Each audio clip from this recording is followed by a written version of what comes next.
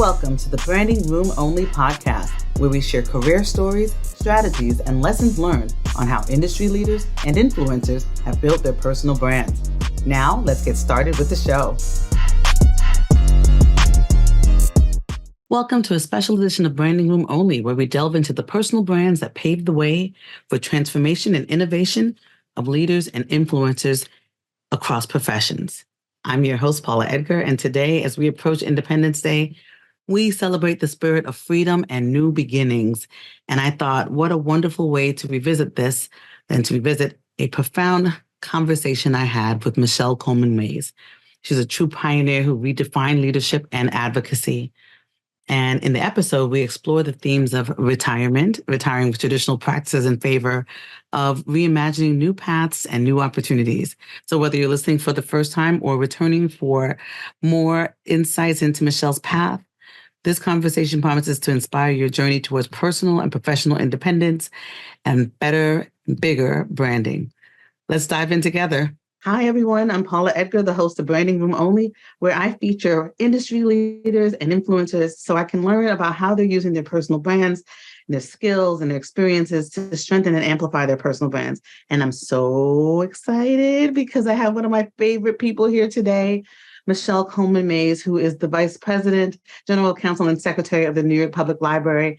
But just in general, she is a phenom. She is awesome. And what she says about herself is that she's been General Counsel for almost 20 years at 3 very different institutions. And keeping perspective and being level-headed are a must, since rarely are things as bad as they seem, that's good. It also helps the rodeo more than once and to have a sense of humor. And I know you have a great sense of humor. And so I'm very excited about our conversation today. Michele, welcome to the Branding Room. Thank you. I thought you were describing yourself when you introduced me, Paula. If only. So, this conversation that I have with leaders and industry influencers about their personal brands is really for me to be able to elicit for the audience what they need to know how, in terms of how to, differentiate themselves, amplify themselves. And so I wonder if you can tell me what your definition of a personal brand is. You made me think about this longer than I thought I should have needed to, but I think a brand is who I think I am. And if not, it's who I want to be. Oh. And that means that it's something you have to continuously work on because you are always forming biases. Cannot avoid. Indeed. Who I want to be, who I think I am. Yes. And definitely another piece, right, of the other people and what they think you are, which we always talk about, which we'll get into, I'm sure, shortly. So, okay, next up, describe yourself in 3 words or short phrases. Direct, empathetic, curious, inquisitive. Curious, inquisitive. Definitely direct. That first one, I was like, yep. I was going to amen from you or what? So the audience has the opportunity to go to my website and see all the background information. So your whole bio, so everything that you've provided. So I don't like to read the bios because I figure they can do that on their own.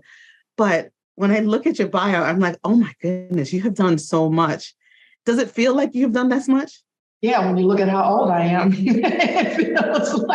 it's like how many rodeos have I been to, and how many horses have I fallen off of?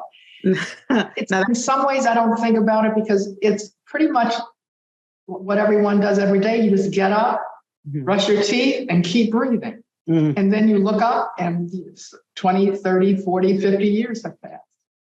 Wow. I think maybe this is just my bias because when I think of age, and I look at people, especially Black women, I'm like, But, we're maybe longer in our experiences, but we look good and that's important. Okay. So what's your favorite quote? And this is interesting because you work in the library. What's your favorite quote? It was hard for me to pick one, but I wanted to abide by your rules. So I did. I'm not going to violate them, at least not yet.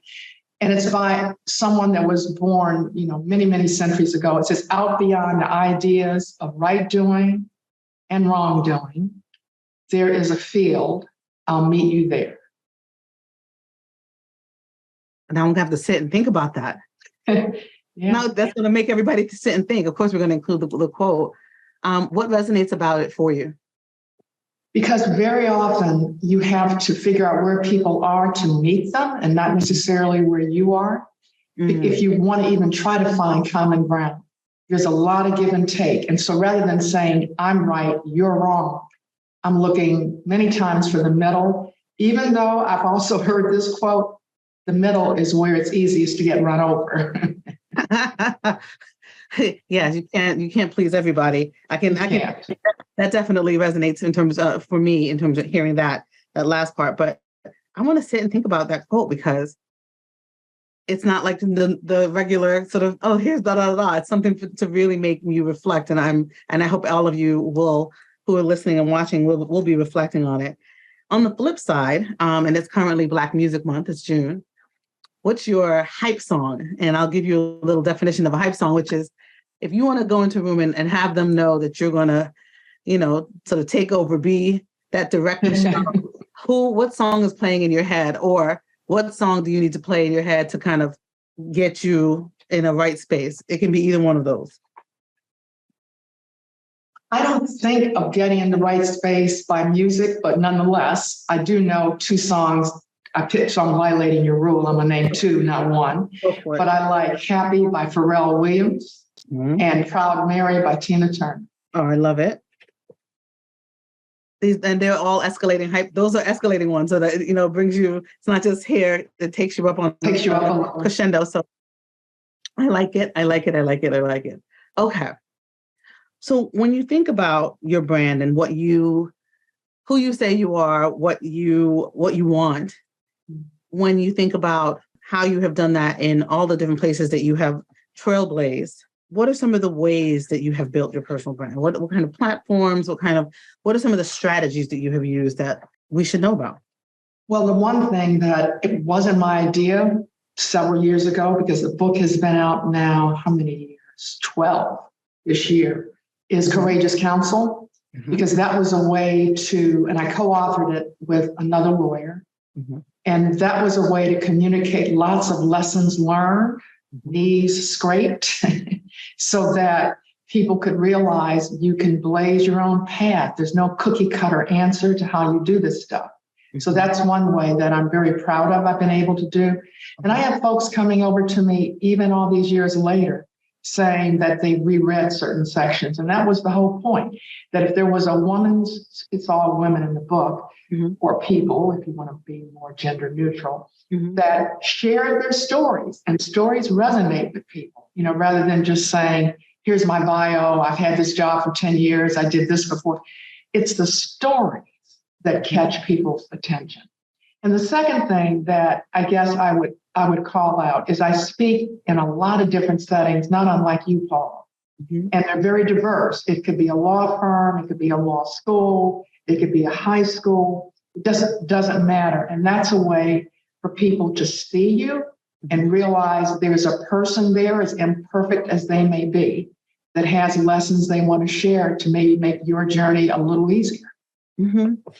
Yeah, we're not looking for perfection in folks' journeys, because that's not how you learn, right? I think it's intimidating to find perfection generally, because it's a standard that you really can't hit. You can't meet unless you're delusional. It is true. Okay. So thinking about the three organizations that you have worked for in terms of at the general counsel level, what has been the difference in how you have had to interact with the business side, the leadership, as you move from one to one to one? Has there been any shift for you because of maybe the content or anything else? Was that a strategy, or is it just, this is who I am and everybody floats around me? like how does it work? Right. It's not like the sun, right? It doesn't work that way. I think my approach has evolved because I've matured. And as a result of that, things that I might have cared deeply about at some point are not as high on that list. They've shifted. They've even fallen off.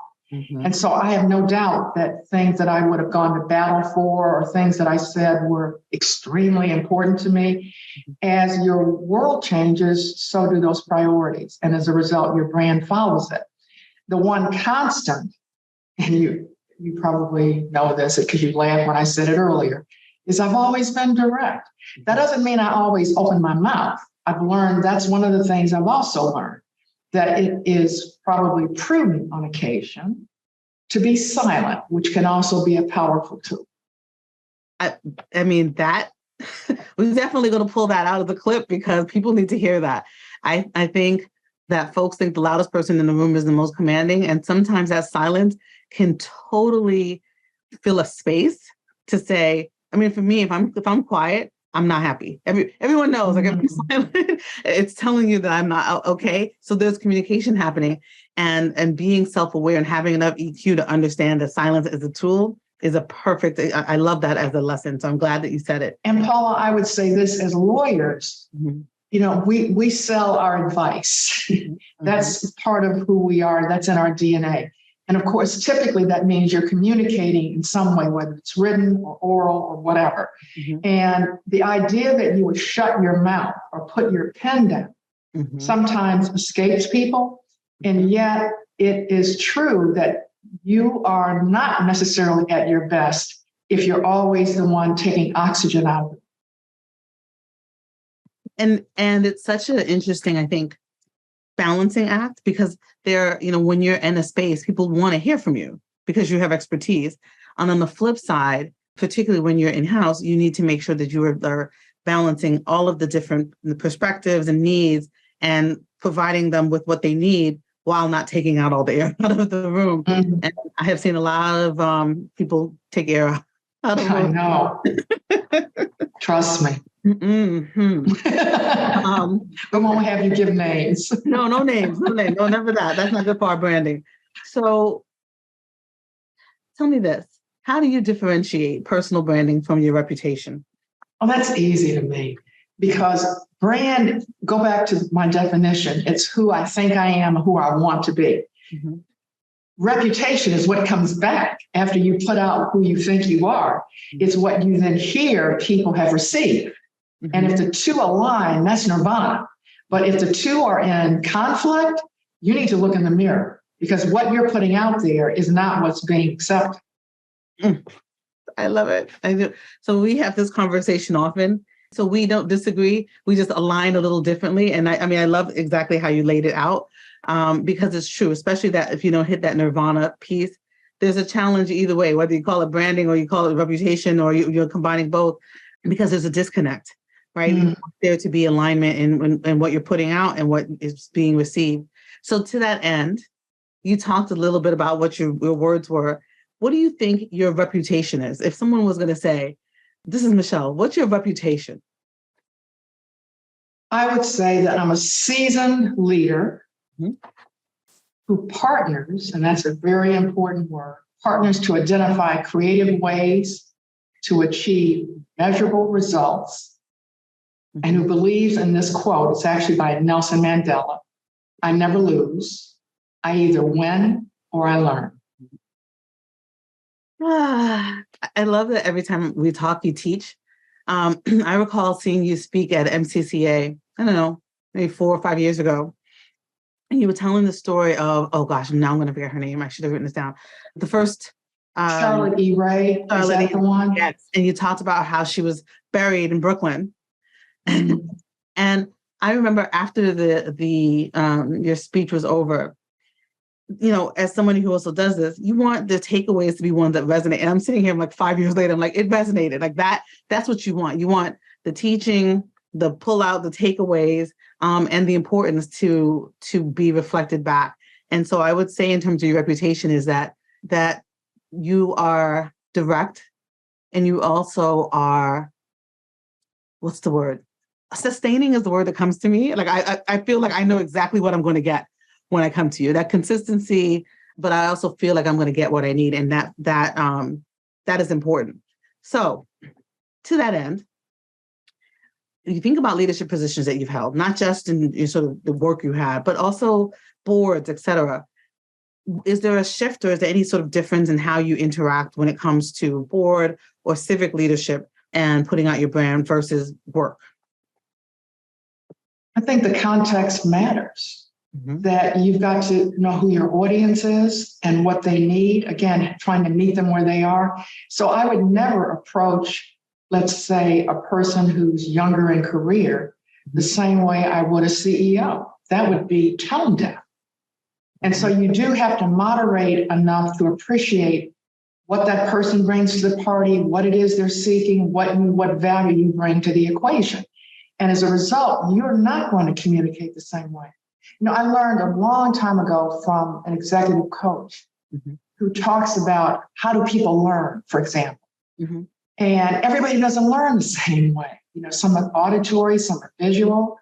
And I have to adjust what I'm doing because I'm trying to figure out how does that person make decisions. And so a student would be they're like a sponge, right? They think I've got to figure out who I am. I don't know what I want to do. And so you're trying to give them exposure to so many different things that you feel you have credibility to do. But when I walk into a CEO, don't take this in a pejorative way, I'm probably going to assume the smartest person is in the room. Right. It's one of you. Right. I didn't say which one, but one of them. And so how I'm going to communicate with that person better be different. And that's one of the things that this executive coach talked about. Know your audience, what it is that you think they need. And how do they make decisions? Are you bringing what you need to bring in order for that to happen?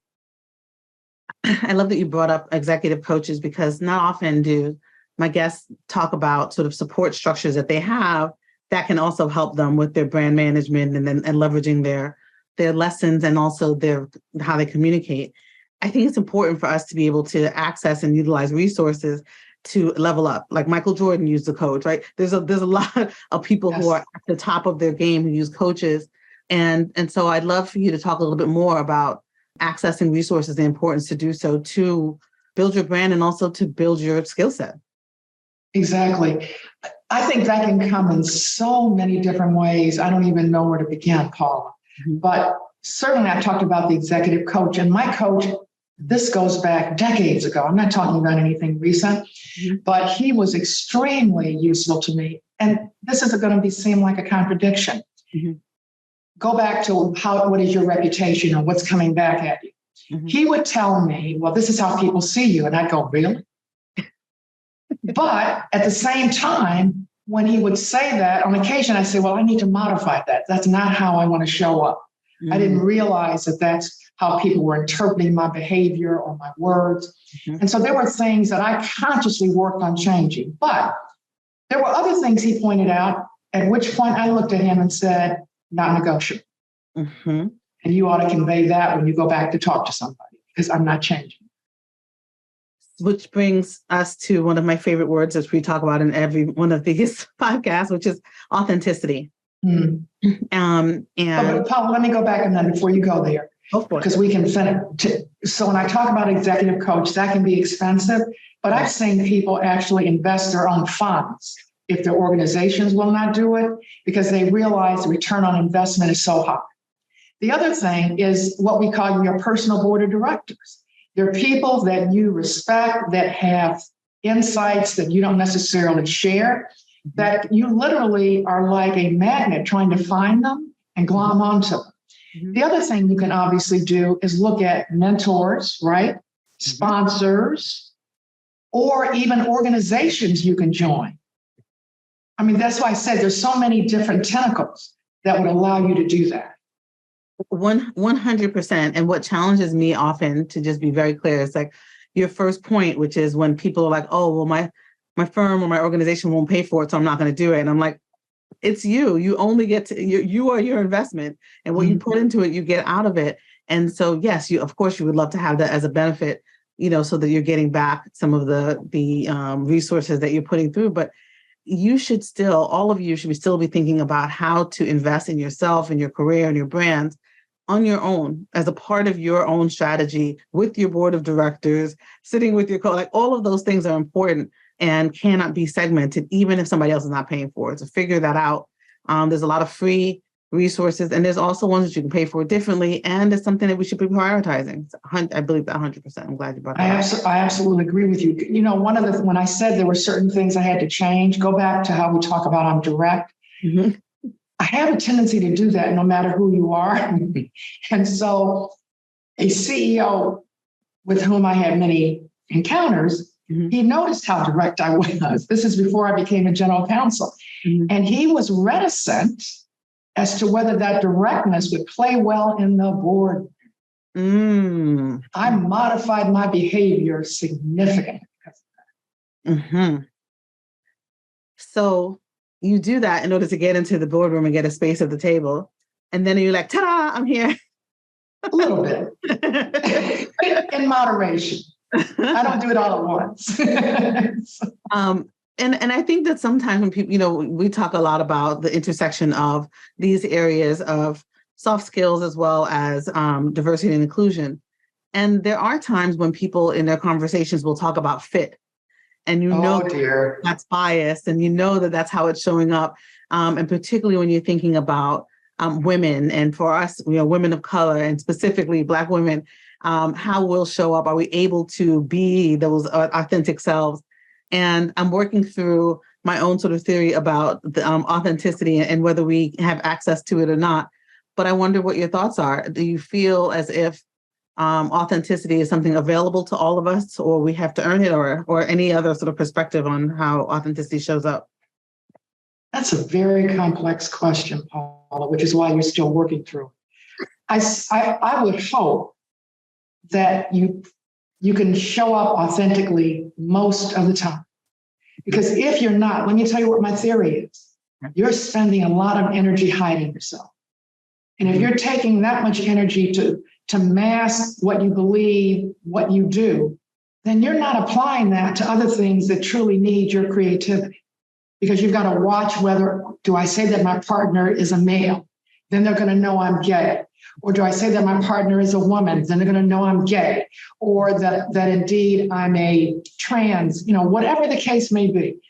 I've watched people who are in the closet, and that's a lot of turmoil, which doesn't say they don't have a reason for doing it. I am the last one to pass judgment on that. But what I can pass judgment on is how much effort that takes. The covering. And that's why I say you hope you can authentically show up. I also believe there's certain things even your mama doesn't want to know about. So, you know, be careful, right? There's not everything that needs to show up. Right. We don't need to see you all the way over here on the lever. We want to see you someplace over there. Exactly. And it's how I describe it too. You know, authenticity is not an on and off button. It's a scale. And you have to think about where you are, what the different perspectives are, you know, what your perspective is and what you're trying to get out of the situation when you're thinking about it. And most people, that they don't walk into an organization and think, okay, I'm authentic, right? You got to figure out the lay of the land. You do. What is authenticity there? What's the culture there? And so it's important to really reflect on that before you come in saying, like, I can't be here if I can't be authentic. You don't even know what authenticity is in the space until you dove in a little bit more. But go back to your term fit, which can be a code word for you're not in the in crowd, you're an other. That is something, again, when you talk about how bias shows up and why you've got to constantly work to see which one is bleeding through you, is trying to, and I have an acronym, and you've heard me say it, SAL, which is slow down, ask questions, listen. That you really do have to do that in order to figure out, I had no idea that's what you were going through or that's what you've experienced. Yep. So I don't want to make it sound as though, you know, there's an easy answer for this. There isn't. But I firmly believe, and I just can't stress this enough, that you've got to be comfortable enough in your own skin that you can thrive in an environment. We're all working on it. It's a work in progress. It always is. We're all working on it. So when you were in the process of doing Courageous Counsel, the book, was there anything that sort of surprised you about the process? Was there anything that came out of that for you that was not what you expected? Yeah. one of the things that surprised me a great deal, in fact, I went back and talked to some of the folks after the interviews were transcribed and we were writing the text, how honest some people.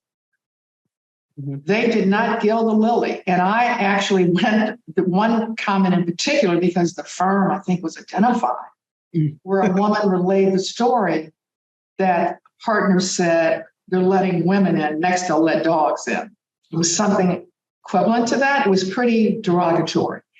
And when I said, you do understand what this text is going to be.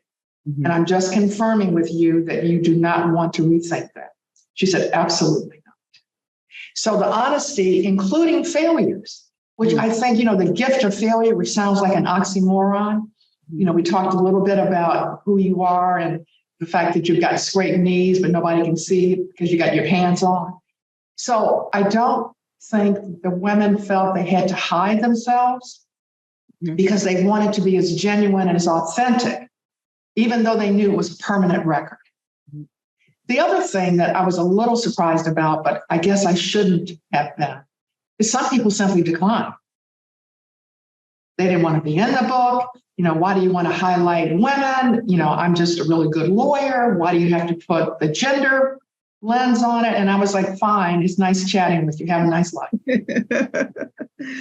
and those are two, the difference there, right? Like you're giving because you want to make sure people have the experience and understand what they've gone through. And the flip side is like, leave me alone. It's kind of like you have people who are like, I pull myself up by my bootstraps, so should you. And I'm just like, why? There's better shoes now.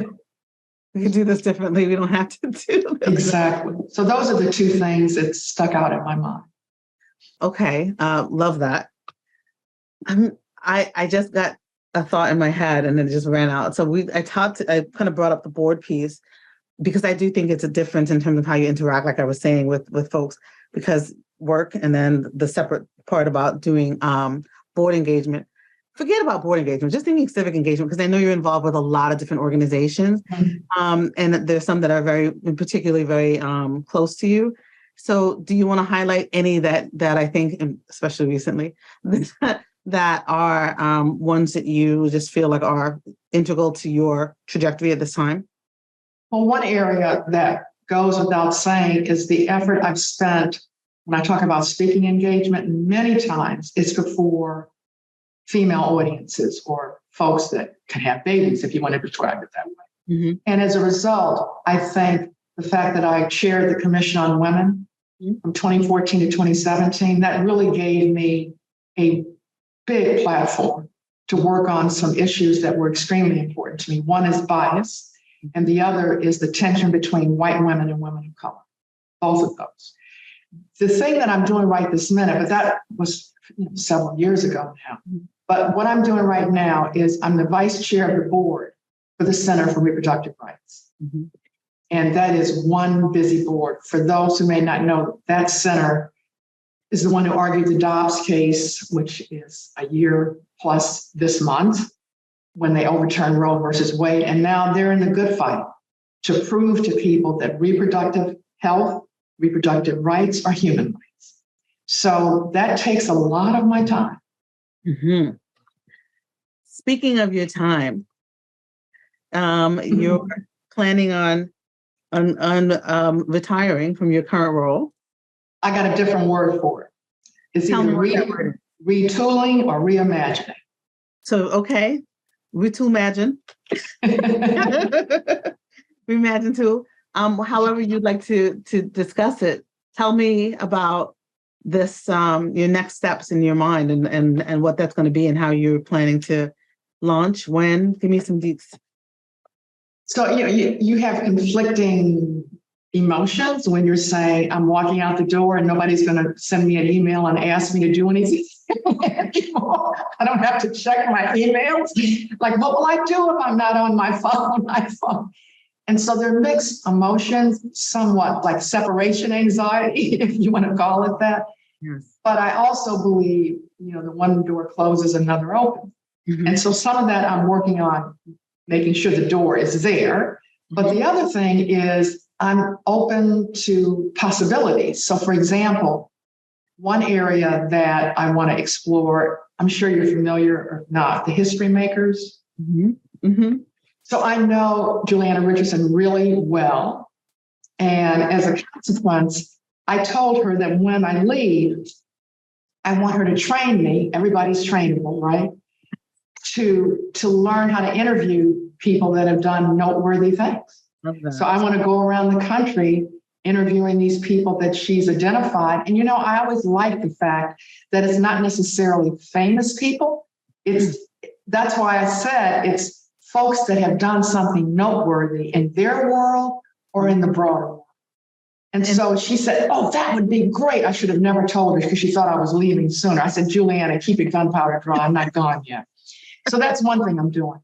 I'm on one public company board, and I'm in the throes of potentially joining another. Okay. And then I've got the Center for Reproductive Rights, and I'm also on the board of the American College of Governance Council. So those are my 4 boards. I have 3 right now, and I'll probably add 4. So you're busy no matter what. I hope so. Which is why I said this is my one summertime assignment. I'm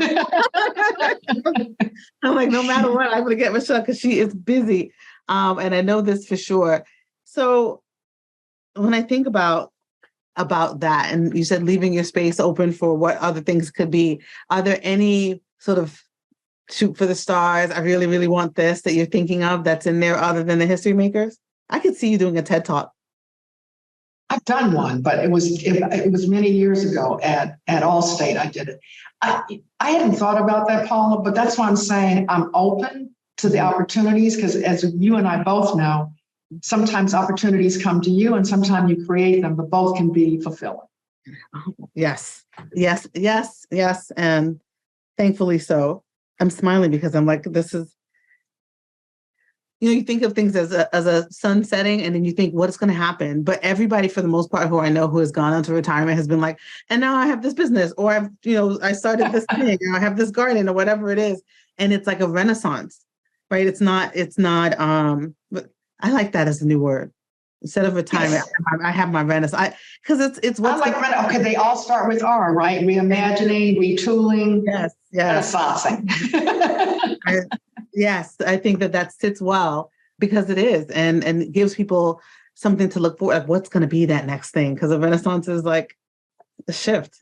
Exactly. I love it. Anything that you can't do now that you're looking forward to doing in your retirement? I don't know, just probably having more time to just reflect more, read. Sometimes you're only reading what you have to read in this place. And even though I'm in a library, that sounds like heresy. But I do think I'll have more opportunity to experiment with stuff that's way outside the practice of law. Mm-hmm. I do that now, but I think it'll give me more possibilities. I love it. Okay. All right. Just generally, when you think about personal branding and you think about all the things we just talked about, kind of shifting through your career and what you've learned and who you interacted with, have you identified either any mistakes that people have made or that you yourself have made that you think, I got to tell people to really think about this when it comes to building their brand or reputation, that they shouldn't do or that they should do more of? Either one. Well, look at the networking sense. I know that's a big issue for you, which is why you're always posting your pictures and talking about where you're speaking. One mistake people make when it comes to networking is only doing it when they need help.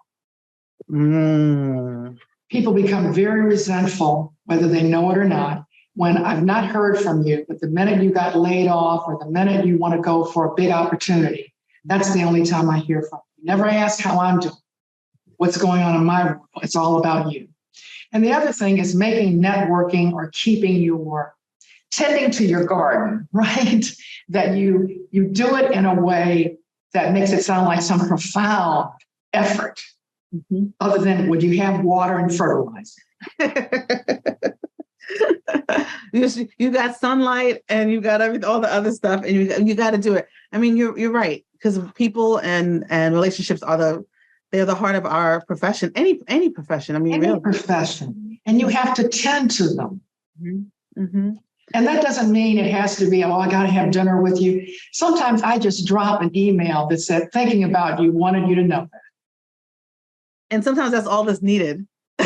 Right? They don't want to have a 2-hour conversation. Correct. I'm definitely sitting with that. It's so much now where people are like, can we have lunch? I'm like, lunch seems like a really long, right? And it's going to cost a real commitment. Yeah, I'm going to do lunch. I'd rather not. Okay. What are the fun things that you like to do? What are the fun things that are part of your brand? Either activities or just things that people wouldn't expect to hear that you consider fun or interesting? I don't know if there's anything people wouldn't think of. There's nothing that's lurking in the closet, if you know. But I'm an avid art collector. That's something, no matter where I go or travel or whatever, I just am always looking at the art that's unique to that location. So I've been collecting art since I was in college. Wow. My sister's an artist. I can't draw a straight line, but I think we're as different as night and day, Paula. But I think being around her, she's 2 years younger, I was always around art. Even when she was taking art lessons, my mother would drop me at the Art Institute, and I would spend an hour and a half cruising the museum because she was in her art class. I hear that. I've recently said out loud that I have to just admit that I'm not an art museum person. I just have to say it. Like, I'm that person who's like, that's nice. And I'm walking, I'm going fast. I'm not sitting there looking at it. I'm walking like, that's great. I am a natural history museum person. I studied anthropology. I was like, I have to just acknowledge that. That's not who I am. That's part of my brand. It's all good. But the collection of art is, all the people who I know who do so are still, they themselves, and I would say this about you too, also hold themselves out as artwork. Like you wear things that are already, like, it's a part of who you are. It's not just like what you collect. And so I think about that as a part of your authenticity as well as your sort of hobbies too. So I like it. So that's what I would highlight. Okay. All right. So we have 2 questions that we ask everybody before we let them go, which is to stand by your brand moment. So what is the authentic aspect of your professional, personal brand that you will never compromise on? Your integrity. It's just something you can't compromise, and striving for fairness. Right. And it doesn't mean you necessarily will agree with everyone, but are you striving to do what you think is fair? Mm. Those are 2 things that are non-negotiable. Integrity and fairness. The answers to this are always so interesting, because one of mine is like red lipstick. I don't think I would recognize you if you didn't have red lipstick on. Okay, short hair. That's my other one, right? That's not negotiable. I'm not growing hair because you think I, want to look more feminine or something. Got it. Okay. So your branding room only moment. So the name of the podcast is a spinoff of like standing room only, where you're going to an event where you're standing because you want to see this artist so bad. What are people going to gather for your magic? Whatever that is. If you are on the stage or in the middle of the room, what would that be? I don't look like the usual suspect. When people look at general counsels or folks that are in the C-suite, particularly when you combine that with my directness. And so I think they're curious, how did I do that from the inside without being pushed to the outside? What's the answer? All the things that we've talked about this morning. That's the answer. I am sure that people are looking for what the sweet sauce is for that. But go back to something you said and something that I talked about, fairness. Everybody has a BS scale, even children. They know when they're being sold a bill of goods. Mm-hmm. And I think people believe I'm being honest and authentic when I say, this is what I think. Mm-hmm. Mm-hmm. That's why I think I'm able to say some of the things that I say. But I'm also willing to do this, Paula, which go back to this point. You've got to work to listen to people. You cannot just assume because you're facing them and your 2 ears are on that you are hearing what they say. Mm-hmm. And so one of the things that I try to do when you talk about meeting people where they are is to listen to where they are so that I know how to meet them in the middle. Go back to the right doing and wrong doing. Where's your middle? Mhm. And if I can do that, I can probably break through a lot of the clay. Which also means you have to be able to be prepared to ask. You have to be prepared to hear from them, like not just wait for them to say it, but that you have to be able to be prepared to ask. When you were talking earlier about modulating your communication style, it's so true. Like there's so many people who are leaders who are like, this is how I lead. But truly, in order to lead effectively, you have to say, you need this from me. You need this from me. You need this. And I am modulating in order to get, number one, what I need, but also for you to be able to hear me. And communication is so challenging because of that. But I think that folks who do it well understand that it can't just be the same for everybody. So I'm glad that you brought that up. Okay. So, tell me, is there anything else that you want to share with our audience before we go? Any last minute words of advice? Anything before I close? Well, there's a quote that I love, and I've used this quote a lot, so other people have heard it. Bear with me. By Roxane Gay on Bad Feminist. Okay. I think you've heard me quote it, Paula. I'm not trying to be an example. I'm not trying to be perfect. I'm not trying to say that I have all the answers. I'm not trying to say I'm right. I'm just trying to support what I believe in, trying to do some good in this world. Wonderful quote, awesome book. If you haven't read it, you guys check it out. Bad Feminist. Bad Feminist, Roxane Gay.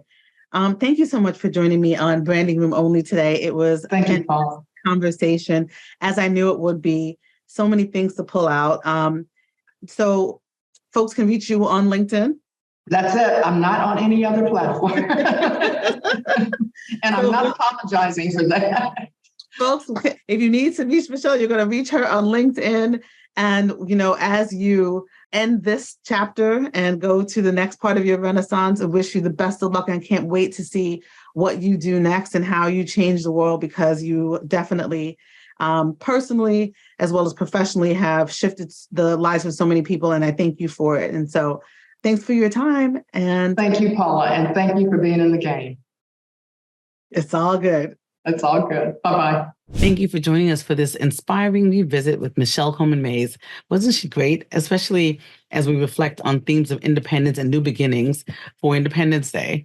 I hope this episode has sparked new ideas and encouraged you to rethink the way forward, whether you're stepping into new roles or transitioning into new phases of your own life. Make sure you share this episode with someone in your life who's reimagining their own paths. And don't forget to subscribe to Branding Room Only, leave a rating, and share your thoughts. Until next time, keep embracing your freedom to redefine and reshape your world through your brand. I'm wishing you inspiration and independence. Don't forget, stand by your brand.